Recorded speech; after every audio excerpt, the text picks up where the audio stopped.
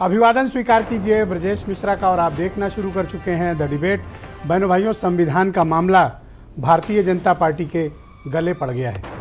आज ओथ के दौरान भी आपने देखा होगा कि अपोजिशन के अधिकांश लोकसभा सदस्यों ने संविधान की प्रति लेकर शपथ ली है। बहनों भाइयों, संविधान के इस मामले को लेकर उत्तर प्रदेश के चुनाव का जनादेश भी बहुत कुछ स्पष्ट रहा है, लेकिन बीजेपी भी इसका जवाब देने के लिए आज इमरजेंसी को लेकर आई है। क्या इमरजेंसी का मुद्दा संविधान के मुद्दे का काउंटर कर पाएगा, या ये मुद्दा वाकई में भारतीय जनता पार्टी के लिए को असहज कर जाएगा? संविधान के इस मुद्दे पर बीजेपी के पास क्या जवाब नहीं है, और अगर जवाब है तो फिर अपोजिशन ने इसको अपना अस्त्र बना लिया है। आज चर्चा इसी विषय पर होगी। बहन भाइयों, संविधान के मुद्दे पर आज आपने देखा होगा, आज उत्तर प्रदेश के सांसदों की लोकसभा में शपथ थी, और ये शपथ अन्य दिनों के मुकाबले बहुत ही विचित्र किस्म की और बड़ी इंटरेस्टिंग थी। आपने देखा होगा कि अधिकांश अपोजिशन के मेंबर ऑफ पार्लियामेंट ने शपथ के दौरान संविधान की पुस्तक को हाथ में रखा, और अगर जो संविधान पुस्तक नहीं लाया था वो जय संविधान के नारे लगा के जा रहा था। यही वो मुद्दा है जिसने अपोजिशन को क्लिक कर दिया और आज अगली पायदान में बिठा दिया। 6 मेंबर ऑफ पार्लियामेंट कांग्रेस से और 37 member of parliament Samajwadi party से। यूपी की 43 की उनकी स्ट्रेंथ है, और आज जो उन्होंने संविधान के मसले पर सदन के भीतर किया, बीजेपी को असहज करता है। लेकिन बीजेपी ने भी इसकी काट खोजी, और आज इमरजेंसी का दिवस है, 25 जून, आज ही के दिन इमरजेंसी इस देश में इम्पोज की गई थी। बीजेपी ने पूरे देश भर में हर जगह पर कार्यक्रम चलाए, गोष्ठियाँ की, आयोजन किया, और उन आयोजनों के बाद यह आरोप लगाया कि कांग्रेस ने ही दरअसल संविधान को कुचला है, संविधान को कांग्रेस ने ख़त्म किया था, और इस देश में इमरजेंसी इम्पोज करने वाली इकलौती पार्टी है कांग्रेस।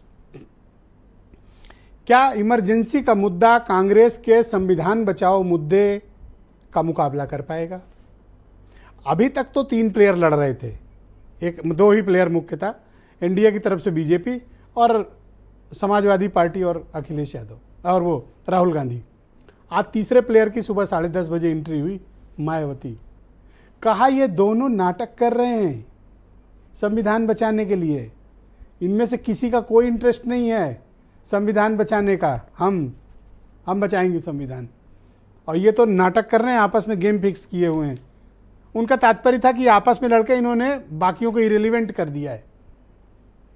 दरअसल मुख्यतः जो शेड्यूल्ड कास्ट कम्युनिटी के वोट हैं, मोस्ट ओबीसी के वोट हैं, सबसे बड़ा कंसर्न किसी भी पॉलिटिकल पार्टी के लिए इस समय वो है, और उसको वापस पाने की ही जद्दोजहद है। विपक्ष को लगता है कि उसके पास एक नायाब फार्मूला मिल गया है, और इसी फार्मूले के दम पर वो बीजेपी को घेर लेगा। तो क्या आपातकाल का मुद्दा संविधान के इस वक्त के बचाव मुद्दे की बराबरी कर पाएगा या नहीं कर पाएगा? और दूसरा, उत्तर प्रदेश में आज शपथ ग्रहण के सांसदों के शपथ के मामले में ये तस्वीर बिल्कुल स्पष्ट हो गई कि आने वाले दिनों में सदन कैसे चलेगा, क्या मुद्दा होगा, और संविधान कितना प्रभावी मुद्दा रहेगा। और सबसे इंटरेस्टिंग अवधेश प्रसाद हैं। आजकल वो पॉलिटिक्स के सुपरस्टार बने हुए हैं, जहाँ जाते हैं लोग तस्वीर खिंचाते हैं, सदन के बाहर और सदन के अंदर। और आज वो लोकसभा में अचानक भावुक हो गए। कोई जब जय श्री राम का नारा देकर अरुण गोविल उतरे तो विपक्ष की तरफ से जय अवधेश के नारे लगने लगे। उनको लगा शायद उनके सम्मान में हो रहा है, और वो खड़े होकर सबका अभिवादन करने लगे, और उनको तवज्जो भी बहुत मिल रही। पहली बेंच, पहली बार के सांसद, हालांकि हैं पुराने नेता, 8 बार के विधायक हैं, संसद पहली बार गए हैं, लेकिन पहली कतार, वो भी राष्ट्रीय अध्यक्ष के बगल में, राहुल गांधी के बगल में, तो बट नेचुरल है कि इमोशंस उनके हावी होते ही हैं। लेकिन बहनों भाइयों, इस देश उत्तर प्रदेश के मैंडेट ने बहुत से नए राजनीतिक समीकरण तय कर दिए। आप आ जाए कुछ बयान सुने, फिर आज की परिचर्चा को हम आगे बढ़ाएंगे। भारत की नई पीढ़ी इस बात को कभी नहीं भूलेगी कि भारत के संविधान को पूरी तरह नकार दिया गया था, संविधान के लीरे लीरा उड़ा दिए गए थे, देश को जेल खाना बना दिया गया था, लोकतंत्र को पूरी तरह दबोच दिया गया था। 100 बार यही बात बोलेंगे और इमरजेंसी के 50 साल हो रहे बोले तो तुम इमरजेंसी से without declaring emergency you are doing it. इसीलिए हर बार वही बात बोल के आप कितने दिन ऐसा ही अपनी हुकूमत करना चाहते हैं। तो आज की परिचर्चा को बहनों भाइयों आगे बढ़ाते हैं। हीरो वाजपेयी भारतीय जनता पार्टी के प्रवक्ता हैं। सीबी पांडे साहब संवैधानिक मामलों के बड़े जानकार हैं और फार्मर जस्टिस भी हैं, हमारे साथ इस कार्यक्रम का हिस्सा हैं। मनोज यादव समाजवादी पार्टी के हैं और उनके दोस्त सुरेंद्र राजपूत मेरे साथ मौजूद हैं, कांग्रेस के प्रवक्ता हैं। सुशील दुबे जाने माने पत्रकार मेरे साथ मौजूद हैं और विनय राय जी बहुत ही फेमस टेलीविज़न जर्नलिस्ट हैं, हमारे साथ इस कार्यक्रम का हिस्सा हैं। और वीरेंद्र सिंह जी हमारे स्टेट हेड, आप सभी का शुक्रिया और धन्यवाद इस कार्यक्रम में मेरे साथ उपस्थित रहने के लिए। हीरो वाजपेयी जी, मैं कार्यक्रम की शुरुआत आपसे करना चाहता हूं। क्या जो संविधान बचाओ का मुद्दा है, क्या आपातकाल के आज के आपके एजेंडा ने कुछ सर्व किया आपको, या वाकई में ये संविधान आपके गले पड़ गया है?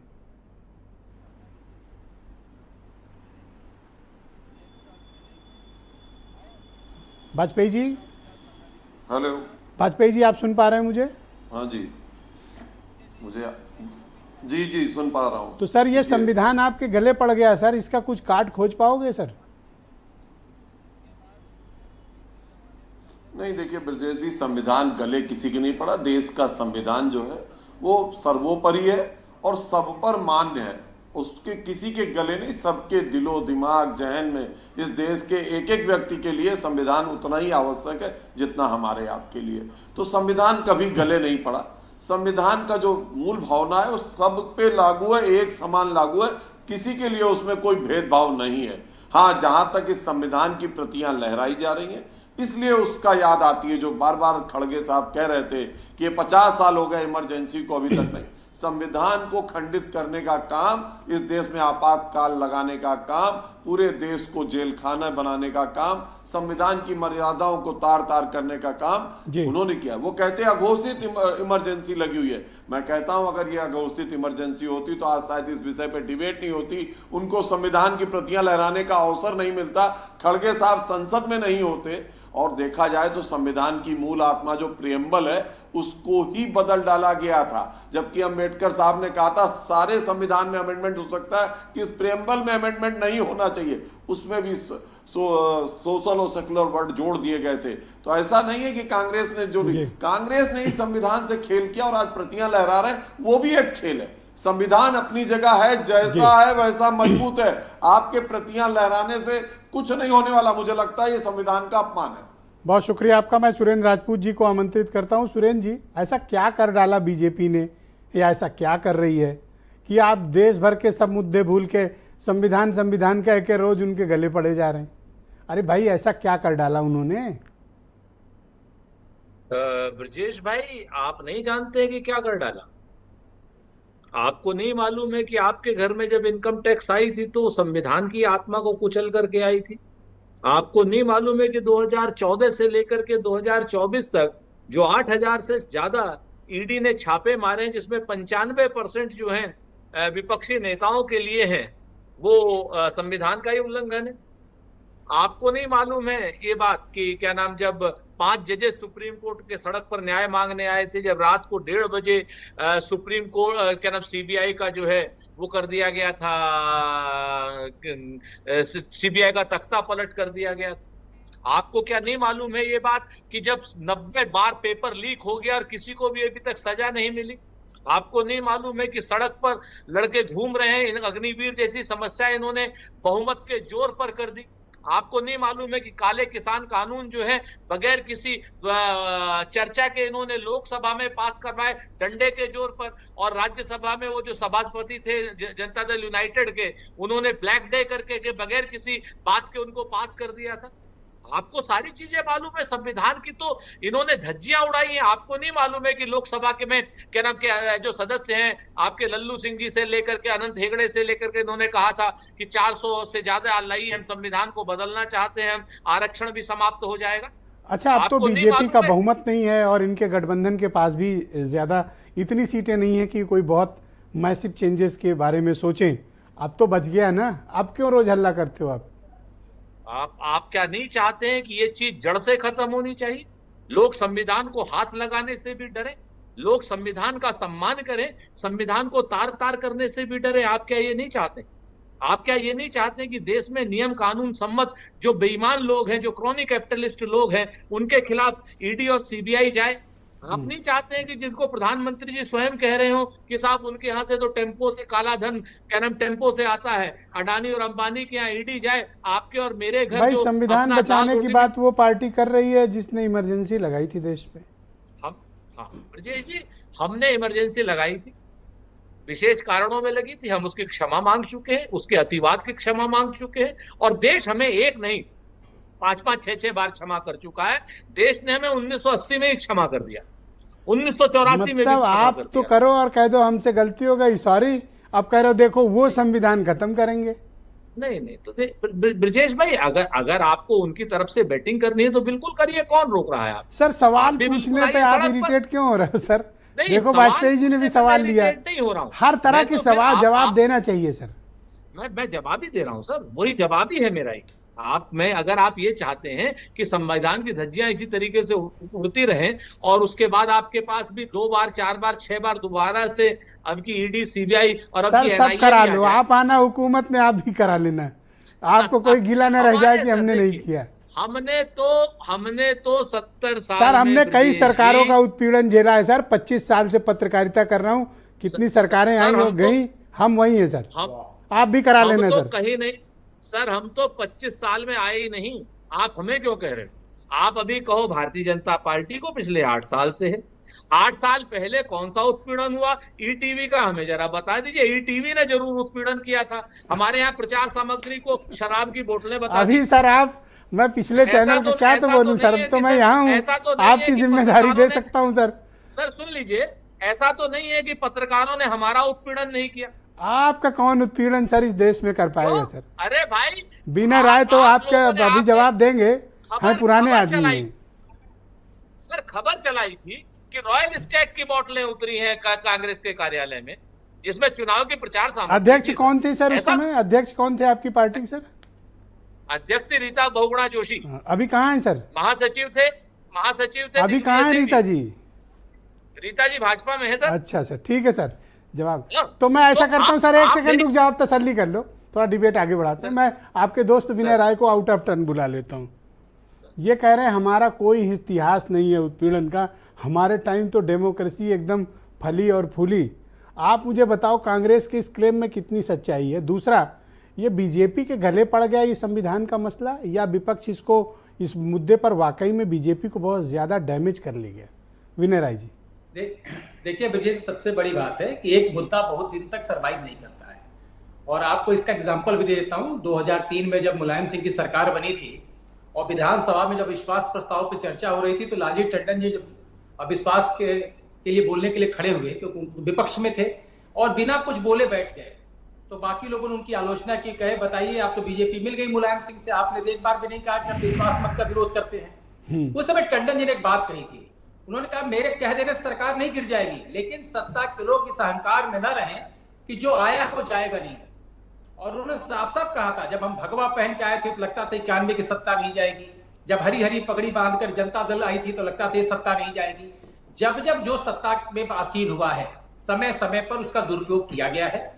और अभी खुद सुरेंद्र राजपूत जी ने कहा कि वो लंबे समय तक 25 साल से सत्ता में नहीं है। तुमको याद होना चाहिए, सीबीआई और ईडी तो भारत सरकार के अंग है, और 10 साल तक मनमोहन सिंह जी प्रधानमंत्री थे, उन्हीं के शासनकाल में सुप्रीम कोर्ट ने अभी कमेंट पास किया कि वो पिजड़े का तोता बन गया है। लेकिन घोषित अघोषित का अंतर सिर्फ इतना है कि आप तरीके से किसी से कोई मैसेज पास कर दो, डंडा चलाकर सर तोड़ करके काम न करो। और एक कम से कम भारतीय जनता पार्टी में एक जुमला बड़ा साफ आजकल सुनने में मिलता है कि बहुमत से आप आए तो सरकार चलाएगी भाजपा, और बहुमत से नहीं आए तो पक्का सरकार तो सर आप बनाएगी ये भाजपा। कहना चाहते हो कि ये स्लो पॉइजन और वो थोड़ा सा हाथ मरोड़ के गुंडई से करते हैं, ये मतलब है?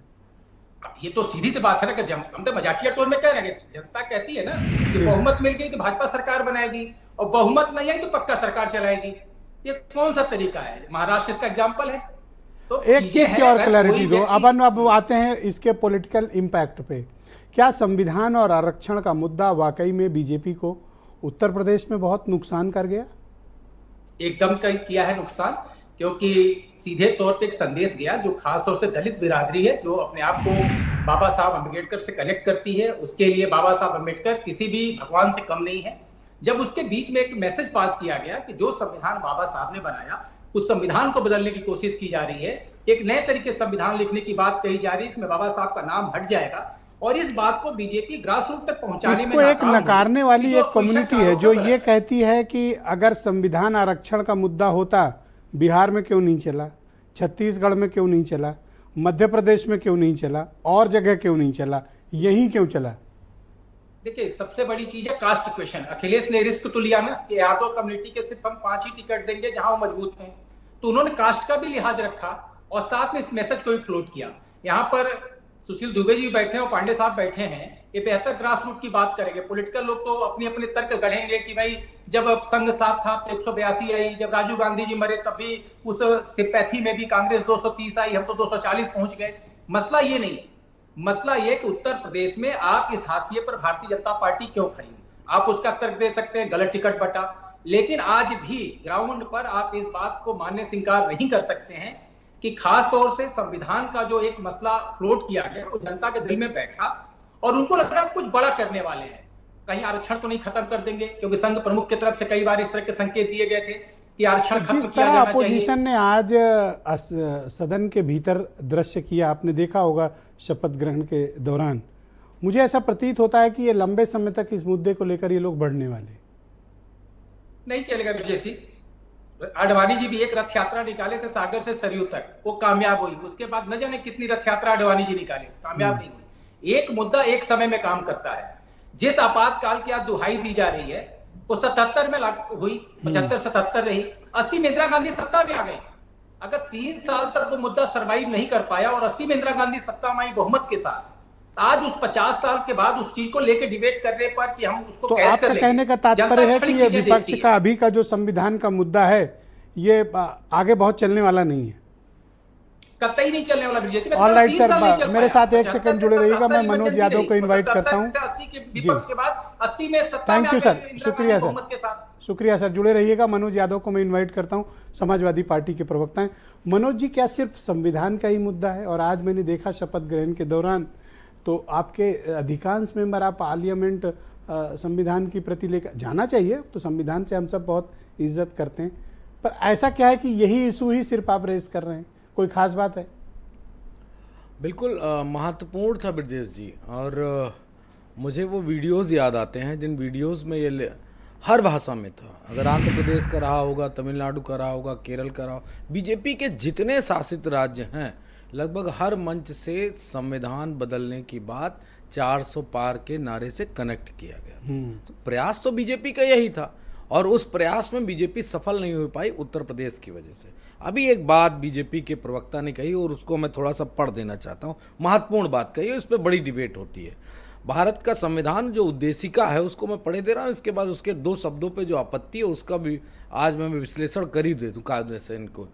हम भारत के लोग भारत की एक संपूर्ण प्रभुता संपन्न समाजवादी पंथ निरपेक्ष लोकतंत्रात्मक गणराज्य बनाने के लिए तथा उसके समस्त नागरिकों को सामाजिक, आर्थिक और राजनीतिक न्याय, विचार, अभिव्यक्ति, विश्वास, धर्म की उपासना की स्वतंत्रता, प्रतिष्ठा और अवसर की समानता प्राप्त करने के लिए तथा उन सब में व्यक्ति की गरिमा और राष्ट्र की एकता और अखंडता सुनिश्चित करने वाली बंधुता बनाने के लिए दृढ़ संकल्प होकर अपनी इस संविधान सभा में आज तारीख 26 नवंबर 1949 ईस्वी को यतो द्वारा इस संविधान को अंगीकृत, अधिनियमित और आत्मसमर्पित करते हैं।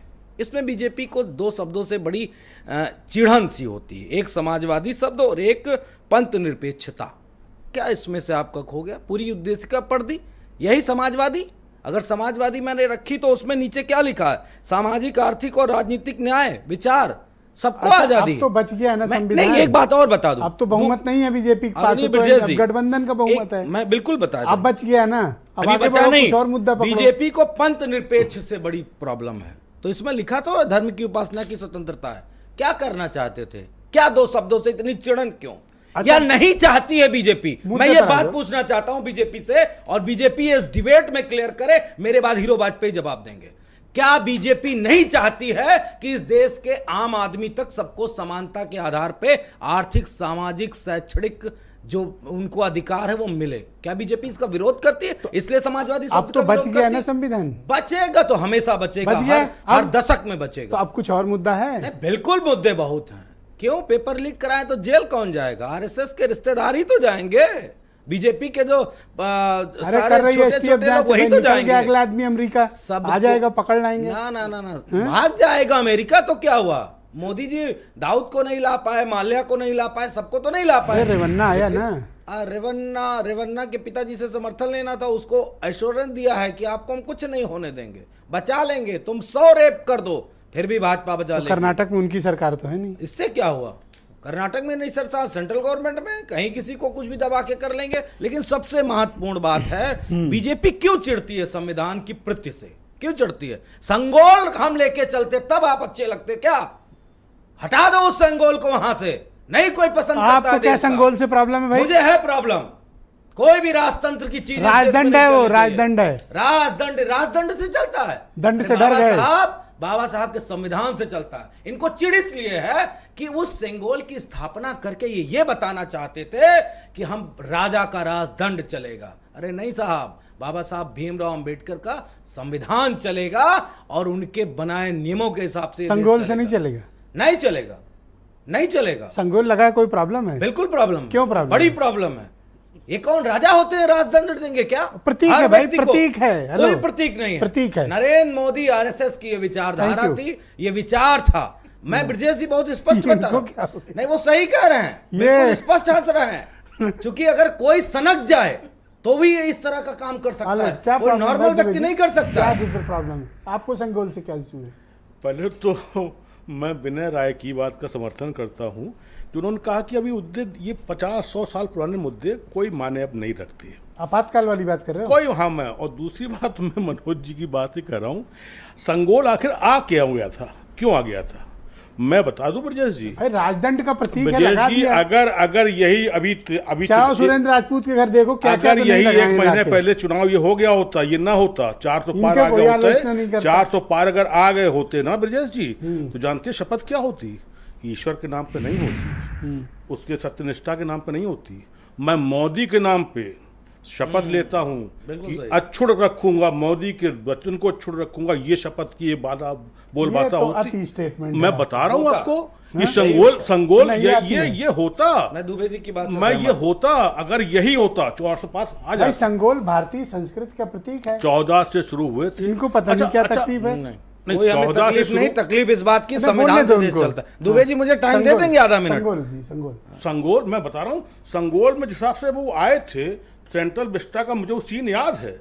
उसके पीछे वो कौन थे? अकेले अब ओम बिरला से जो एकदम से डरे हुए। पीछे, और दूसरे कुछ वो साधु संत दाढ़ी। सेंट्रल विस्टा था देश की आत्मा। इमोशन है संगोल, इमोशन। इमोशन तो ये भी तो संगोल है। इमोशन जो लिए घूम रहे हैं राहुल और अखिलेश यादव, ये भी तो इमोशन है। बड़ा इमोशन। इसी इमोशन ने तो दलित ने निपटा दिया था इमोशन को। इसी में तो मायावती चींची कर रही है, हैं? चींची कर रही हैं कि वो 16 सीटें जितवाती, वरना भाई ये भी तो मायावती तर्क है कि ये दोनों मिल के गेम खेल रहे तो ये भी देश का तर्क है कि मायावती उनकी एजेंट बनी हुई है बीजेपी की। ये भी तर्क है देश का।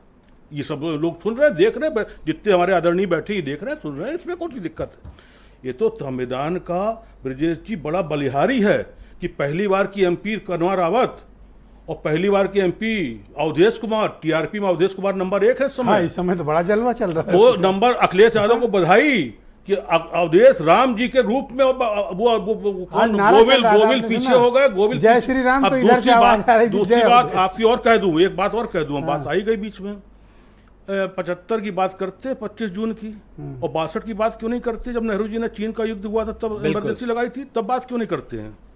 ये खाली उसी की बात करते हैं। और फिर दूसरी बात, ये बीजेपी के लोग भूतकाल में और 50 काल में क्यों रहते हैं? बनने का शौक है ना इनको। गोदरा, सिख दंगा, ये मलियाना का अच्छी दंगा, पार्लियामेंट बनवाई वर्तमान मोदी जी में ने। क्या होना है इतनी ये क्यों अच्छी नहीं बता रहे पार्लियामेंट हैं? बनवाई, वो भी आपको नहीं मंजूर? वर्तमान में क्या हो रहा है ये क्यों नहीं करते हैं? वही संविधान, वही देखिए, चाय वाले से अब काम नहीं चलने वाला है। इंदिरा जी ने अगर ये सब ना किया होता तो मोदी जी फादर डिकोस्टा बने थे उस समय पर। 25 जून के जो वो हुआ था समय, तो आप ये बताओ तो मुझे, नीतीश क्या कुमार ना बीजेपी होते आज ने नेता, आज नीतीश बीजेपी कुमार ने ना होते, assess कर लालू लिया ना कि होते, चंद्रशेखर ना क्या होते, संविधान लोग नेता नहीं होते, इंदिरा जी ने उनको नेता एक बना सवाल दिया। का जवाब दो, क्या संविधान के मुद्दे ने नुकसान किया बीजेपी का, और क्या यही वो मुद्दा है जिसके दम पर अपोजिशन ने उत्तर प्रदेश में इतना बड़ा मैंडेट हासिल किया? बीजेपी का नुकसान हुआ है केवल और केवल मोदी के अहम से, केवल अहम से हुआ कि मैं मोदी।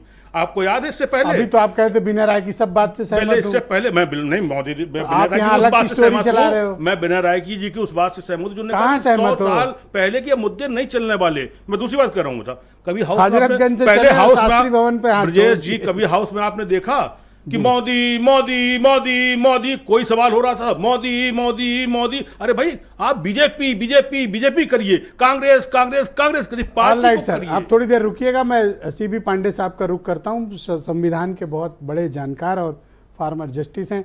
सर बहुत शुक्रिया पांडे जी हमें समय देने के लिए। मैं आपसे समझना चाहता हूं कि सर संविधान का ये जो मुद्दा पिछले कुछ वक्त से बना हुआ है, और आज भी आपने लोकसभा का दृश्य देखा होगा, बीजेपी भी काउंटर में आज आपातकाल के मुद्दे को लेकर आई। इस मुद्दे को आप लोग किस दृष्टिकोण से देखते हो, दोनों परिप्रेक्ष्य में, एनडीए के परिप्रेक्ष्य में और इंडिया अलायंस के परिप्रेक्ष्य में?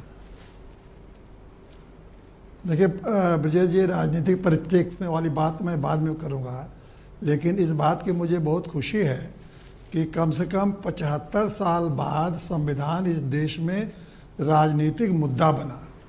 अभी तक तो संविधान जब पारित हो गया था, उसके बाद संविधान को लोगों ने, सारी कोई भी पार्टी हो, अपने लिए वो इस्तेमाल कर रही थी। कभी जनता में ये मुद्दा नहीं बना।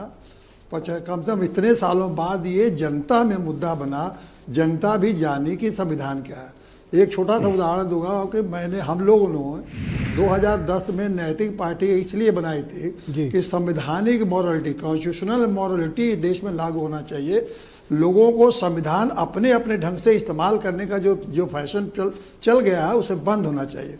तो हम लोग कॉन्स्टिट्यूशनल मॉरलिटी की बात पिछले 2010 से नैतिक पार्टी के द्वारा, नैतिक पार्टी का मतलब नैतिकता का मतलब कॉन्स्टिट्यूशनल मॉरलिटी से कर रहे थे। किसी को ध्यान नहीं था ना, कभी कोई सुन रहा था। आज बड़े जोर से ये संविधान का मुद्दा की राष्ट्रव्यापी हो गया और उसने भारत की राजनीति को बदल दिया। अब मैं वो आ रहा हूँ, लेकिन आपने किसी भी नेता से, चाहे इधर के चाहे उधर के, एक शब्द भी कॉन्स्टिट्यूशन को बचाओ, किसी ने ये कहा कि कॉन्स्टिट्यूशनल मॉरलिटी को बचाओ। कॉन्स्टिट्यूशनल मॉरलिटी बचाना है कि संविधान की किताब को बचाना है? पता नहीं क्या करे, संविधान को किताब बचाना है क्या? कॉन्स्टिट्यूशन में कुछ वैल्यूज हैं, कॉन्स्टिट्यूशन के कुछ प्रिंसिपल्स हैं, कुछ उसके आइडियोलॉजी हैं, उस पर तो किसी को चर्चा ही नहीं है। उन लोगों को समझ है, किसी पॉलिटिकल पार्टी के लोगों को समझ नहीं है, उसको तो क्या बात करेंगे ये लोग? तो उसकी बात तो हो ले रहे, किताब लेके किताब जो भी हो, और वो कह रहे कि हम बचा रहे हैं। एक बताइए, 125 अमेंडमेंट हो चुके हैं कॉन्स्टिट्यूशन में। अमेंडमेंट तो होंगे ही होंगे। जो उसको बचाना है हमको कॉन्स्टिट्यूशन के, वो ये बचाना है कि उसको कहीं ना खुल के कहते हैं। देखिए जो सर थोड़ा सा इसका पॉलिटिकल इम्पैक्ट भी आप बताएं। ये तो आपने कॉन्स्टिट्यूशनल मोरालिटी की बात की, अब पॉलिटिकल इम्पैक्ट बताएं बात। आप देखिए पॉलिटिकल इम्पैक्ट, हाँ अब उसे बताओ। पॉलिटिकल इम्पैक्ट ये हुआ कि देखिए इस संविधान में भाजपा से दो बातों का डर है लोगों का। पहला डर ये था कि सेकुलरिज्म का जो शब्द इस्तेमाल आया है 42वें संशोधन से, पहले कॉन्स्टिट्यूशन में ये नहीं था, सेकुलरिज्म का शब्द नहीं था। और उसमें ये आया 42वें संशोधन में 1977 में इमरजेंसी के दौरान ये शब्द आया। दूसरी बात यह है कि कॉन्स्टिट्यूशन में शेड्यूल कास्ट का रिजर्वेशन था, और शेड्यूल कास्ट के रिजर्वेशन में कहीं भी आपको देखेंगे तो उसमें कोई क्रीमी लेयर नहीं है। उनको शेड्यूल कास्ट के कास्ट को रिजर्वेशन पहले से संविधान में था। बैकवर्ड कास्ट के रिजर्वेशन में, बैकवर्ड क्लास के रिजर्वेशन में वो क्रीमी लेयर है। तो उसके बाद अच्छा, आप तो पब्लिक के बीच रह रहे हो इस समय, तो मुझे ये बताओ कि ये बीजेपी इस मसले पर उलझ कैसे गई संविधान पे? हाँ वही उसी बस एक ही अगला लाइन यही है, उलझ इसीलिए गई कि मुस्लिमों को लगा कि यह सेकुलरिज्म शब्द जो है भारतीय जनता पार्टी संविधान में अगर मेजॉरिटी पाई जाएगी तो खत्म कर देगी, और दलितों को ये लगा कि ये संविधान में रिजर्वेशन जो है उसमें क्रीमी लेयर ला देंगे। रिजर्वेशन तो खत्म नहीं कर सकते। अगर संविधान में रिजर्वेशन में क्रीमी लेयर आ जाएगा तो जो लोग इस समय बड़े बड़े लोग, सारे लोग क्रीमी इस्तेमाल फ़ायदा उठा रहे हैं संविधान का, वो लोग ये संविधान के नाम से रिजर्वेशन का, वो लोग नहीं मांगेंगे। तो एक बड़ा माहौल बन गया कि संविधान में ये संविधान में आरक्षण खत्म हो जाए। आरक्षण तो कभी कोई नहीं खत्म कर सकता है उस संविधान से, ये बात ही बहुत दूर की बात है, लेकिन क्रीमी लेयर जरूर संविधान में अमेंडमेंट के थ्रू ला सकते हैं। आपको लगता है कि बीजेपी लोगों के बीच उस विश्वास को बहाल कर पाएगी अभी, या वक्त लगेगा? ये जो डाउट क्रिएट, बीजेपी को साफ साफ कहना पड़ेगा कि हाँ, साफ साफ कहना पड़ेगा कि ना तो हमें सब, जब तक उनके जो डर है उसको बहस के माध्यम से कहना पड़ेगा कि पार्लियामेंट में बहस करें कि इनके मतलब, और ये लोग भी खुल के जब एजेंडा आएगा बहस करेंगे कि सेकुलरिज्म का एजेंडा है। देखिए प्रियम्बुल संविधान का पार्ट नहीं है। नहीं, एक बात कह ली, सब ये प्रियम्बुल में जो सेकुलरिज्म है संविधान का पार्ट नहीं होता है प्रियम्बुल। ये जो गलतफहमी है कि प्रियम्बुल संविधान का पार्ट नहीं बदला जा सकता, अरे बदल के ही तो सेकुलरिज्म शब्द आया है, तो इसलिए कैसे नहीं बदला जा सकता? बदल के सेकुलरिज्म शब्द बीजेपी कहना पड़ेगा कि न हटे, और दलितों के लिए कहना पड़ेगा कि भाई आरक्षण को हम थैंक यू सर, शुक्रिया सर। देखिए क्या हीरो वाजपेयी जी, क्या इन मुद्दों पर आप देश की जनता को और अपने समर्थकों को क्या ये आश्वासन देने की स्थिति में, जिसका जिक्र अभी पांडे जी कर रहे थे कि बीजेपी अगर ये भरोसा नहीं दिला पाएगी तो लोगों के बीच डाउट क्रिएट होगा, और वो डाउट क्रिएट हो चुका है?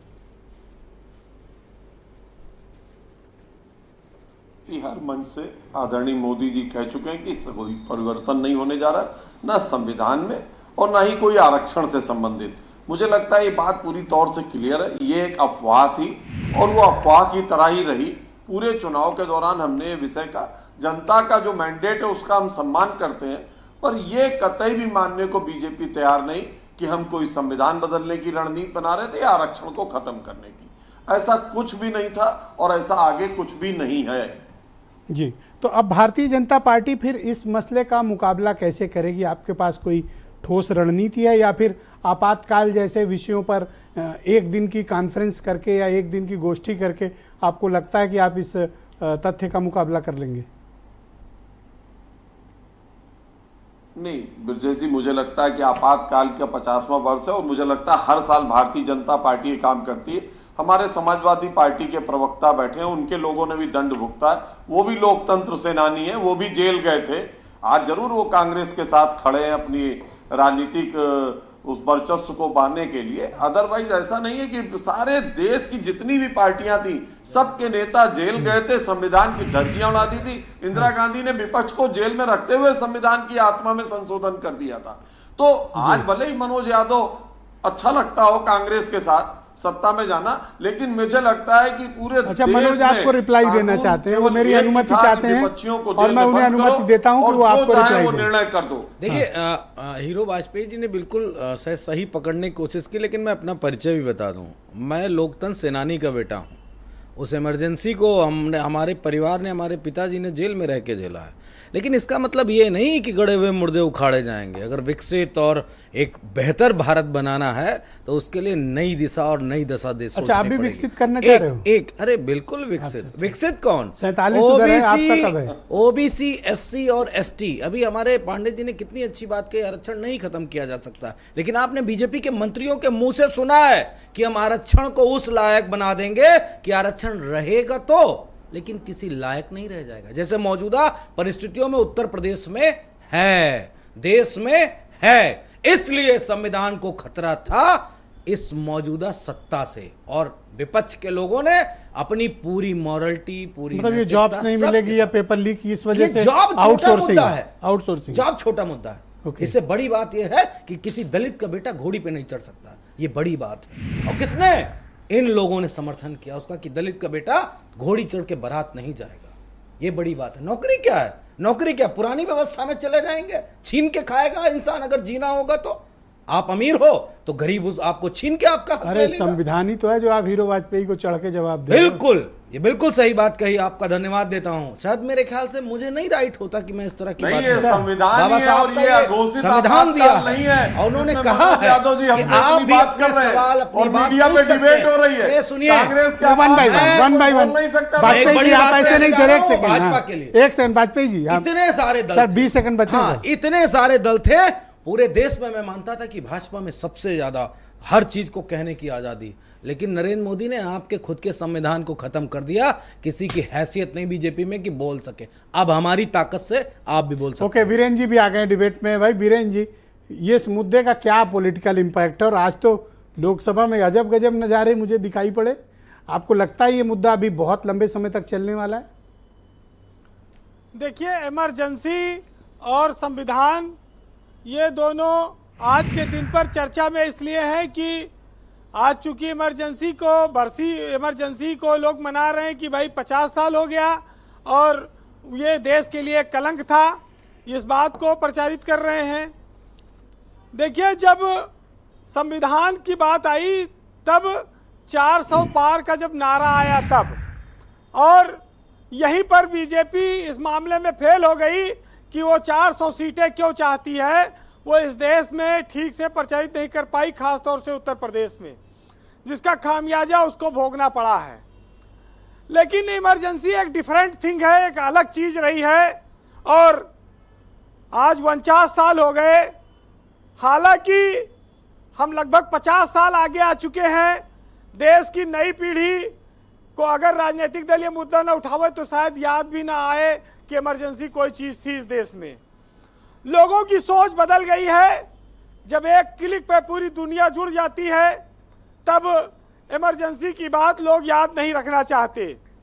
लेकिन चूंकि राजनीतिक दलों को इससे नफा और नुकसान देखना है तो वो इस चर्चा को लाते हैं। ये जरूर है कि हम लोगों ने तो इमरजेंसी देखी नहीं, हमारे बाप दादा ने देखी और झेली होगी, और उन्होंने अपनी पीड़ा अपने आने वाली पीढ़ियों को बताई होगी।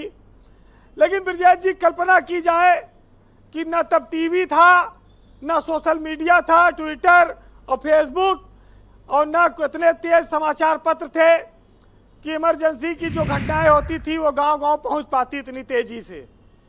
फिर भी इस देश में एक आपातकाल, एक ऐसी काली रात आई जिसने रातों रात इस देश को पूरी तरह बदल दिया। 25 जून 1975। तो ये बात जो अतीत में हुई है उनको याद करने में कोई बुराई नहीं है, लेकिन आगे के बारे में भी सोचना होगा। कितने लोगों पर निर्दोष मुकदमे लिखे गए, 10 लाख लोगों के तो नसबंदी कई दिन गई कि जो भागत रहे। नसबंदी वाला ऑपरेशन भी तो इसी टाइम चला था। और लालू यादव ने अपनी बिटिया का नाम मीसा रखा है, वो इसी इमरजेंसी के नाते रखा था। वो मीसा और DIR के जो बंदी थे उसी दौरान मीसा भारती पैदा हो गई थी। उन्होंने अपनी बिटिया का नाम मीसा रख दिया है कि जिससे कि इमरजेंसी की याद आती रहे। इस देश में तमाम सारे नेता ऐसे जीवित हैं जिन्होंने इमरजेंसी को देखा है, लेकिन आज के दौर में ये चीज़ संभव नहीं है। हालांकि राजनीतिक दल इमरजेंसी बना मोदी के इमरजेंसी की तुलना करे, ये कांग्रेस करे, सपा करे, इन लोगों के अधिकार में है। लेकिन इमरजेंसी के इतर जब आप इस देश को देखेंगे तो आपके आने जाने पे कहीं रोक नहीं है। देश दुनिया से आप जुड़ सकते हैं। ये कोई इमरजेंसी वाली जो स्थिति आज बताई जा रही है, ऐसा इतना अब आसान नहीं होगा इमरजेंसी लगा पाना। अब ये जरूर है कि कुछ चीज़ें सरकारें करती हैं और उसको राजनीतिक रूप से करती हैं, अपने विरोधियों को दबाने के लिए करती हैं। भाजपा की सरकार में भी होता है, वो कांग्रेस झेल रही है, सपा झेल रही है और तमाम दल झेल रहे होंगे। लेकिन आम आदमी के लिए इमरजेंसी शब्द का अब कोई मायने बहुत बचा नहीं है।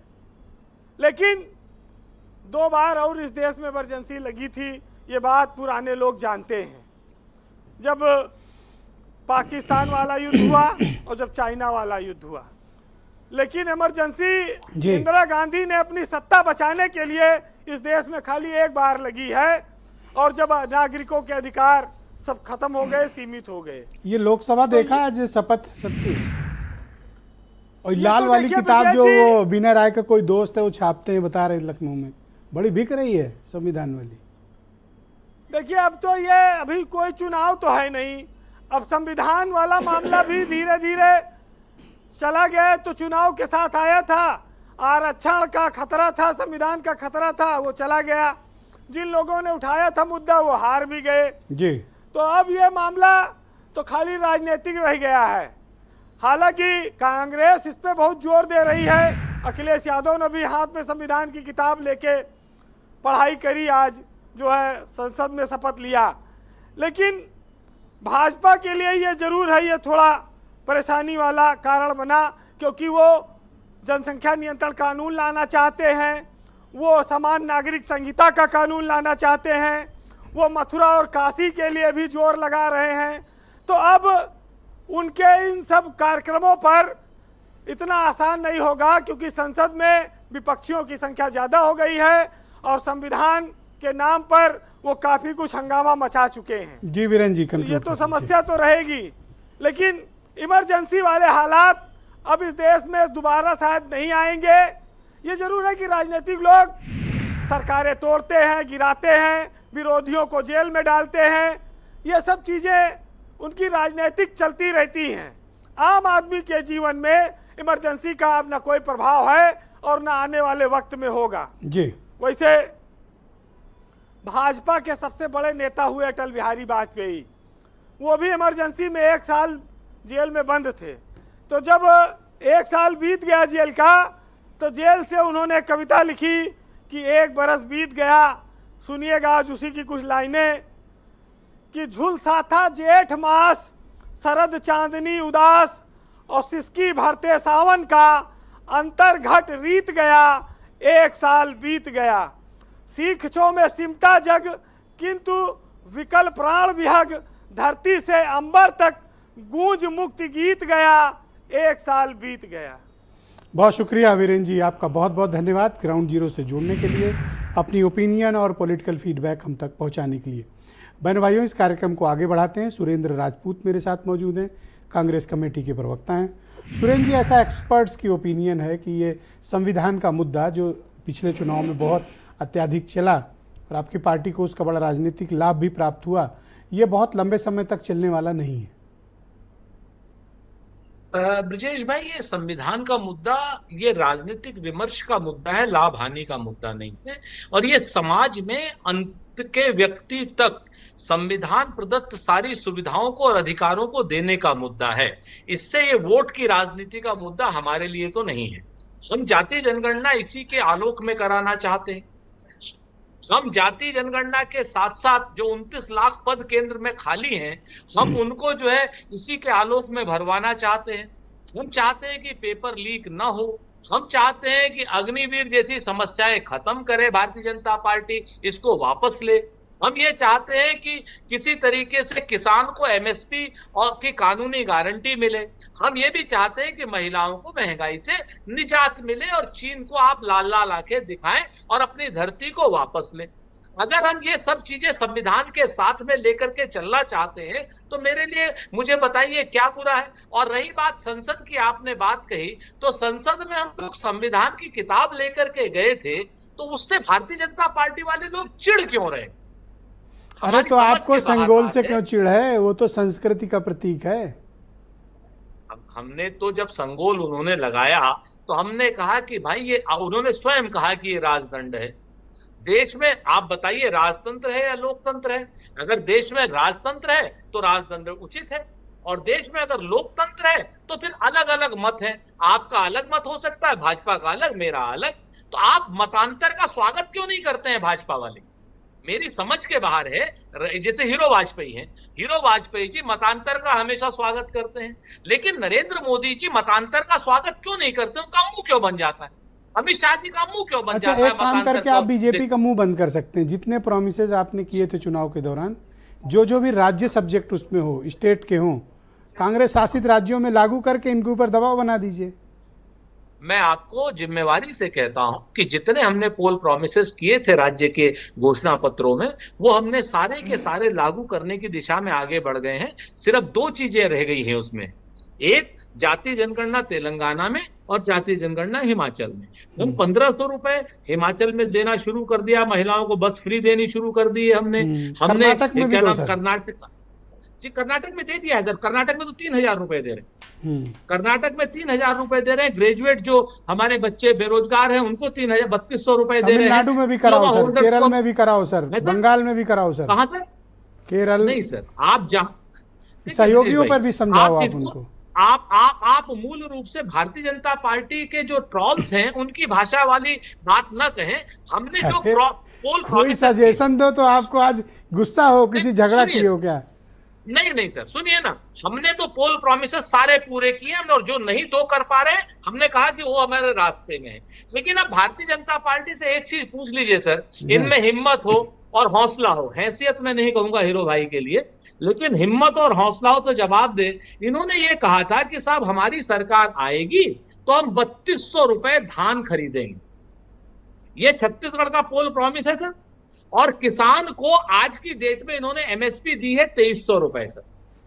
अब इससे बड़ी धोखाधड़ी, इससे बड़ी अब 10 सेकंड के लिए आप रुक जाओ, मैं वाजपेयी जी कनेक्ट करता हूं। बताओ भाई वाजपेयी जी, जवाब दो। बिल्कुल इसी बात में पूछिएगा। बस सुन लिया उन्होंने, जवाब दो भाई। आप लोग तो मित्र हैं और आप लोग तो मिले हुए हैं आपस में, दिख भी रहा है कि मैं सुरेंद्र राजपूत जी मेरे आदर्श से मैं 13-14 हजार डिबेट ये कर चुके हैं, पर मुझे मूल बात अगर ये जो दूसरे वादा के किया आदर्श था है तो हम लोग कर्नाटक में तो आपने जाति जनगणना करा के रखी है, अब बंद कर देनी चाहिए डिबेट, अब हो गया हम लोग का। कर्नाटक में तो जाति जनगणना आपने करा के रखी हुई, पब्लिश क्यों नहीं करते? कर्नाटक में आपने 3 रुपए लीटर पेट्रोल और डीजल बढ़ा दिया, और वो जो यहाँ आपके कार्यालय पे महिलाएं आ गई 1 लाख मांगने के लिए, जहां आपकी सरकारें वहां क्यों नहीं दे देते? क्या ये सिर्फ कपोल कल्पित था या बस चुनावी भाषण थे? देखिए भाई जो आप काम नहीं कर थैंक यू वाजपेयी जी, आप चर्चा कर वाजपेयी जी। अरे भाई सुरेंद्र जी, आप तो उनके आदर्श पुरुष हैं, आप तो बीजेपी के आदर्श पुरुष हैं, अब आप बताएं सुरेंद्र जी। अब मेरे को बता दीजिए, हीरो भाई ने अगर छत्तीसगढ़ में, मैं लिखा हुआ दिखा सकता हूं, इन्होंने कहा था 3200 रुपए हम किसान को धान का प्रति क्विंटल देंगे। आप हमारी बात क्यों, आप अपनी बातों पे खड़े उतरो। सर अगले 20 सेकंड में आप लोग सेटलमेंट कर लो, मैं आगे डिबेट में बढ़ूंगा। 20 सेकंड में सेटलमेंट कर लो सर, आपस में तय करके मुझे बता दो। जल्दी पब्लिश हो रही है। Thank you sir. और क्या आप देखिए फिर वही बात, जब अरे वन भाई डिबेट में और भी मेहमान हैं, आप लोग अपने मसले खत्म करो। पर आप जो बात कर रहे हैं, पाप लगेगा, श्राप लगेगा और नरक में जाएंगे। अब लोग आदर्श पुरुष ऐसी किसान सड़क पर बैठा है, अरे भाई, अरे आदर्श से भैया क्या हो गया? हारने के बाद भी अभी शब्दावली नहीं बदली। अरे भाई बुरी तरह पराजित हुए, फिर भी शब्दावली नहीं बदली, गाली देना भी जारी रखिए। अच्छा शांत हो जाओ आप दोनों लोग। अरे सारा विपक्ष अरे हो गया नहीं था भाई, विनय राय जी बुलाया जाए स्क्रीन पे। संख्या से कम आया। भाई विनय जी, आप मुझे बताओ कि बीजेपी ने अपनी हार से कोई सबक लिया या नहीं लिया? विनय राय जी गो अहेड, आप बोलें विनय जी। देखिए, भारतीय जनता पार्टी की तरफ से एक तो सबसे बड़ी चीज है, तो हार का जो लेसन उन्होंने लिया होगा वो पता नहीं चलने देते। जैसे किसी मंत्री को बर्खास्त करते हैं, क्यों किए आपको पता नहीं चलेगा। जैसे रविशंकर प्रसाद जी मंत्रिमंडल से क्यों बाहर हो गए, किसी को नहीं पता। महेश शर्मा जी क्यों बाहर हुए, किसी को नहीं पता। लेकिन बाकी जगहों पे पता चल जाता है। समीक्षा का दौर चल रहा है, अब वो गाज ऊपर से गिरती है कि नीचे से गिरती है, संगठन पे गाज गिरती है कि सरकार पे गाज गिरती है, ये तय है कि समीक्षा का दौर उनके यहाँ चल रहा है। और केवल इस मुद्दे से कोई पल्ला नहीं झाड़ सकता कि केवल आपने 400 पार का नारा दिया तब तो मोदी जी पे आरोप लग जाएगा, तो ये बात मानेंगे नहीं कि उनके नारे के चलते बीजेपी की हार हुई। तो संगठन कहाँ सक्रिय नहीं था, सरकार ने कहा अधिकारियों के ऊपर नकेल नहीं कसा, ये सब चीजें उनके समीक्षा के दौर से गुजर रही हैं। लेकिन सबसे बड़ी बात जो अभी आपके साथी वीरेंद्र भाई ने कहा, उससे एक चीज जो कहूंगा कि जो लालू यादव अपनी बेटी का नाम मीशा रखेगी जिससे उनको हमेशा याद आता रहे, वो कांग्रेस के साथ हैं। उनके बेटे तेजस्वी यूपीए के साथ इंडिया गठबंधन में आ गए। ये चीज साबित करता है कि एक मुद्दा एक समय तक ही चलता है, लंबा उसको नहीं खींचा जा सकता। आपको राजनीतिक दौर में हर समय नए नए मुद्दे ढूंढने होते हैं। जैसे आज लाल किताब लहराई जा रही है, चुनाव तक ठीक था, आज भी अच्छा था, शुभ दिन था, शपथ ग्रहण करने आए थे। लेकिन अब सत्ता में एनडीए बैठ गई है, अब आपके एनडीए की नाकामियों को देखना पड़ेगा। उन्होंने क्या क्या घोषणाएं की थी, क्या वो पूरा नहीं करे, इस पर आपको ध्यान केंद्रित करना पड़ेगा। तब जाके आप लंबे समय तक सर्वाइव कर पाएंगे। नहीं तो 5 साल तक केवल लाल किताब लहराते रहेंगे तो उससे फिर वही हाल होगा कि आपको फिर 27 में दूसरा परिणाम देखने को मिल जाएगा। तो नए नए मुद्दे देखिए, सजग विपक्ष की भूमिका अदा करिए कि जिन जिन मुद्दों के साथ आप जनता के बीच में गए थे वो कैसे सरकार से लागू करा सकें। सत्ता ने जो जो वादे किए थे उसको कैसे उन पर दबाव डाल के कहें कि आप लागू करिए, वरना हाल वही हो जाएगा कि जीएसटी में पेट्रोल डीजल लाना तो चाहते हैं लेकिन राज्यों की सहमति नहीं है, तो जिससे जनता को फायदा होने वाला है उस मुद्दे की राजनीति की जाए तो ज्यादा बेहतर होगा। ऑलराइट, बताइए भाई दुबे जी कि अब उत्तर प्रदेश की राजनीति में आप क्या बदलाव देखते हो? क्या ये मुद्दा कंटिन्यू करेगा और आपातकाल वाला मसला इसका जवाब है या नहीं है? आपातकाल देखिए, स्वर्गीय मुलायम सिंह जी के लिए लोग कहते कहते थक गए कि सरयू का खून लाल हो गया और हत्या और हत्यारे और हिंदू हत्यारे, उसके बाद वो 3 बार वो हुए सीएम हुए, और वो कल्याण सिंह जी उनकी लाल टोपी पहन के उनके मंच पे बैठे आके पद्म विभूषण मिला। तो ये सब बेवजह की बातें करते, जनता इन सब चीज़ों को समझने लगी है। और उनके पुत्र आज में वो भी एक्स सीएम है आज की तारीख में, जो पीडीए बन के देश की नंबर 3 पार्टी में बैठे हुए हैं। ये लोग क्या ज्ञान दे रहे हैं ये लोग, ये बताइए। अगर ये 75 के लिए बोल रहे हैं वो इमरजेंसी बरसी, तो ये 71 की वो लड़ाई को क्यों नहीं बरसी बोलते, जिसमें नियाजी को हटा के, नियाजी को पकड़ के गर्दन जगजीत सिंह अरोड़ा ने 1 लाख सैनिकों को वो कर दिया था, और इंदिरा जी ने बांग्लादेश को कर दिया, तो उसकी बरसी क्यों नहीं मनाते? ये 1962 के उसकी बरसी क्यों नहीं मनाते, जिसमें IIM और ITI पहली बार बना था? ये 1902 का उसका क्यों नहीं बनाते, जिसमें गुरु गांधी में पहली बार विश्वविद्यालय बना था? ये उनकी भी तो बरसियां बनाए, जो देश की वो है धरोहर हैं, जो देश की जीवंत हैं। ये भूत प्रदेशों वाली जो बरसियां, वो अयोध्या 1992 में तोड़ डाला, फाड़ डाला, मस्जिद गिरा दी, तो आपके मुताबिक ये सब इरेलीवेंट हो चुके हैं? बिल्कुल खत्म। ये देश के उत्तर प्रदेश का मुद्दा क्या है? देश के उत्तर प्रदेश का मुद्दा है केवल और केवल मुस्तकबिल, नौजवानों का मुस्तकबिल, नौजवानों का भविष्य, वो किसी जात धर्म का हो, उसका मुस्तकबिल ये लोग बचा लें। चाहे पीडीए वाले अखिलेश यादव हों, चाहे राहुल गांधी हों, चाहे योगी हों, और चाहे मोदी हों, और चाहे चाणक्य हो। बीजेपी ने सबक लिया जी? सबक लिया बीजेपी नहीं लिया। ये अभी तक उसी मस्जिद पे ही खड़े हैं और मदरसे को पकड़े हुए हैं, और अभी कुछ नहीं किया। इनने, मैंने कहा योगी जी से कि योगी जी बुलडोजर से हटाओ, अब सीधे हमके उन बच्चों पर आओ जो ये रो रहे हैं, नीट वाले, यूजीसी वाले। कानून तो बना रहे हैं ना कि जेल कर देंगे, 1 करोड़ का जुर्माना कर देंगे। अब क्या, हम इस पे जंगल की कहावत याद आती है, वो अब नहीं बोल पाऊंगा। कौन सी? लेकिन वो नहीं, वो अरे वहाँ भी तो पंचायत होती हैं, वहाँ भी तो लोग बड़े बड़े प्रस्ताव। अच्छा ठीक है, मैं सीवी पांडे जी को इन्वाइट करता हूँ। पांडे जी, क्या आप ऐसा महसूस करते हैं कि इस वक्त संविधान के मसले पर आम लोगों को ज़्यादा जागरूक करने की आवश्यकता है, और इसके लिए कुछ ठोस प्रयास होने चाहिए?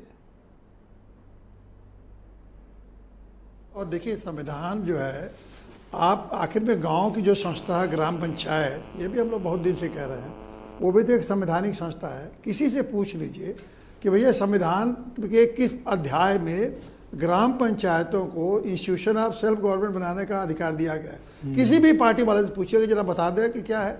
गांव वालों को संविधान बताएंगे नहीं। अपने पार्लियामेंट में किताब, जो पढ़े लिखे लोग MP हैं, उनसे तो माना जाता है कि तुमको क्या संविधान पढ़ने की जरूरत है, तुम तो संविधान पढ़े हो तभी चुने गए हो।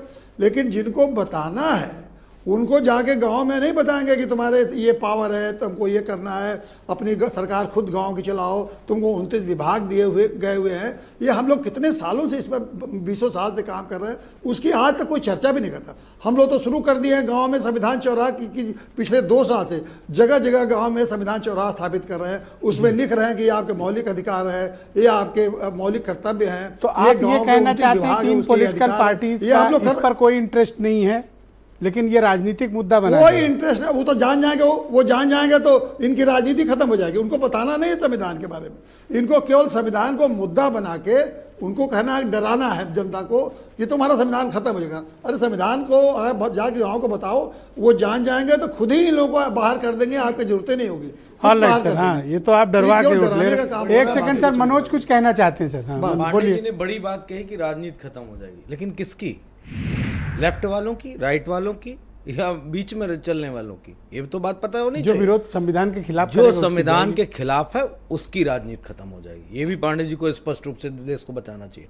जो संविधान के समीप अपने आप को लेके आएगा, निश्चित तौर पे देश की जनता उसको खारिज करेगी। डर उनको इसी बात का है।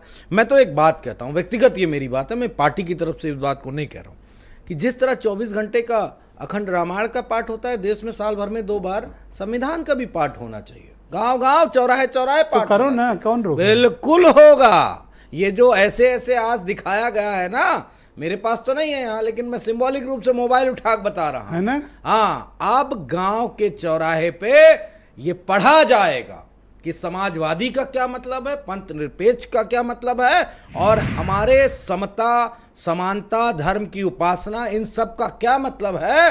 हीरो वाजपेयी जी अब हम पढ़ेंगे, चौराहे चौराहे पढ़ेंगे, और देना आप। अब लगे हाथ जवाब ले लो, रुक जाओ, बताओ भाई वाजपेयी जी, ये तो नई समस्या पैदा कर देंगे।